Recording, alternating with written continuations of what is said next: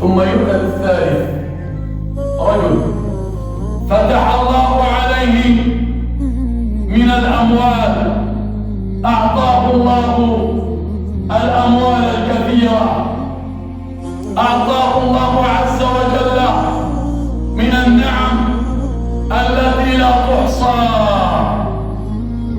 يقال لهذا الرجل: ماذا فعلت بنعمة المال؟ أعطيتك المال، أعطيتك الخير الكثير، ماذا فعلت بهذه النعمة؟ فالمال إما أن يكون نعمة وإما أن يكون نقمة. المال إما أن يصل بالرجل إلى الجنة وإما أن يصل به إلى جهنم. ماذا فعلت بنعمة المال؟ يا رب، ما تركت فقيرا ولا مسكينا ولا محتاجا، عمرت المساجد، عمرت المدارس، فعلت كذا وكذا. نعم، هكذا أنفقت المال. من الذي يعلم أن هذا الرجل عندما أنفق الأموال أنفقها لله عز وجل؟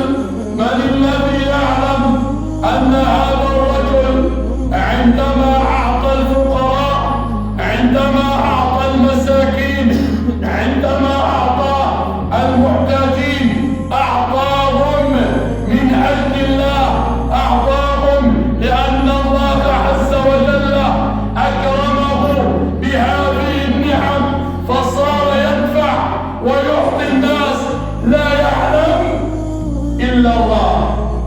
بعد ذلك وبعد هذه المحاورة يقول له سبحانه: كذبت. الله أكبر، الله أكبر على هذه الكلمة، كذب. تصور أن الله عز وجل قال لك هذه الكلمة. تصور أنك أفنيت العمر من أجل الفقراء، أمضيت العمر وأنت تسعى. تصور بعد ذلك تأتيك كلمة ممن؟ من الخالق، من القادر، من الجبار. تأتيك هذه الكلمة المجلجلة المخيفة: كذبت. الله أكبر.